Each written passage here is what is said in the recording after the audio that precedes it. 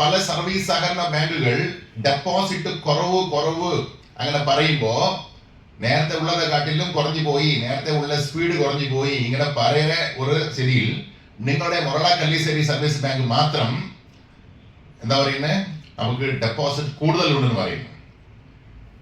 നിങ്ങളുടെ എത്രയോ സ്ഥാപനങ്ങൾ വലിയ വലിയ കെട്ടിടങ്ങളുണ്ട്, വലിയ ഇൻഫ്രാസ്ട്രക്ചർ ഉണ്ട്, ATM ഉണ്ട്, കോർ ബാങ്കിങ് ഉണ്ട്.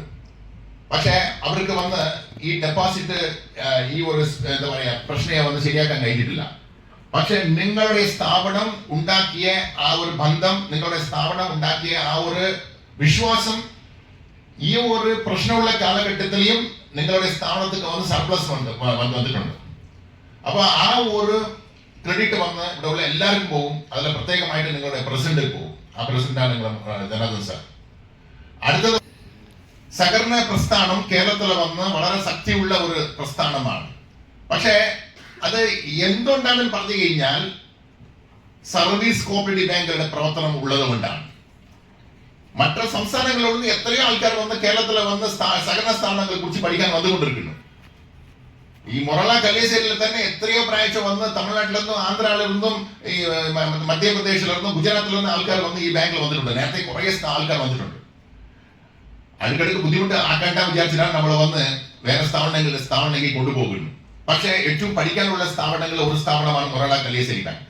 അപ്പൊ അങ്ങനത്തെ സർവീസ് കോപ്പറേറ്റീവ് ബാങ്കിന്റെ ഒരു സക്സസ് ആണ് ശരിക്ക് നമുക്ക് നല്ല ഒരു പേര് ക്രെഡിറ്റ് സ്ഥാപനങ്ങൾ പേര് വാങ്ങിച്ചു കൊടുത്തുകൊണ്ടിരിക്കുന്നു. നമ്മൾ വിജയിക്കാൻ കാരണം എന്താ നമ്മൾ ആലോചിച്ച് നോക്കണം. നമ്മൾ മറ്റു സംസ്ഥാനങ്ങൾ വിജയിച്ചിട്ടില്ല, പരാജയപ്പെട്ട്. പക്ഷേ സർവീസ് സഹകരണ ബാങ്കുകൾ കേരളത്തിൽ മാത്രം എങ്ങനെയാണ് വിജയിക്കുന്നത് പറഞ്ഞു കഴിഞ്ഞാൽ നമ്മൾ ഉണ്ടാക്കിയ വിശ്വാസമാണ്. നമ്മളെ ആൾക്കാർക്ക് നമ്മൾ ഉണ്ടാക്കിയ അവരുടെ മനസ്സിൽ നമ്മൾ ഉണ്ടാക്കിയ വിശ്വാസമാണ്. നമുക്ക് വന്ന് ലൈസൻസ് ഇല്ല, റിസർവ് ബാങ്കിന്റെ ലൈസൻസ് ഇല്ല. ഡെപ്പോസിറ്റ് ഗ്യാരണ്ടി കോർപ്പറേഷൻ പറഞ്ഞ ഒരു കോർപ്പറേഷൻ ഉണ്ട്, അതിന്റെ ഇൻഷുറൻസ് നമുക്കില്ല. കേരള സർക്കാരിന്റെ ഇൻഷുറൻസ് പദ്ധതി നമുക്കുണ്ട്. നമുക്ക് ഷെഡ്യൂൾഡ് റിസർവ് ബാങ്കിന്റെ ഷെഡ്യൂൾഡ് സ്റ്റാറ്റസ് പോലുള്ള ഇല്ല, വലിയ ടെക്നോളജി ഇല്ല. പക്ഷേ ഇത്ര പോരായ്മകൾ ഇരുന്നിട്ടും ആൾക്കാർ നമുക്ക് നമ്മുടെ അടുത്ത് വന്ന് ഡെപ്പോസിറ്റ് ചെയ്യാൻ വരുമെന്ന് പറഞ്ഞാൽ അത് നമ്മൾ ഉണ്ടാക്കിയ ഡെപ്പോസിറ്റ് എന്താ പറയാ വിശ്വാസമാണ്.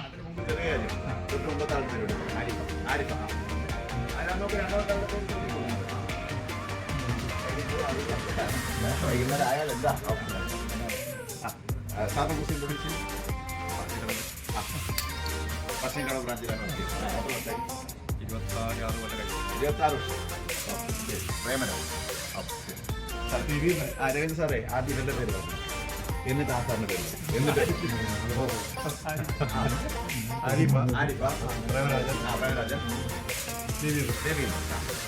എവിടെയാണ് മാങ്ങാട്ടോ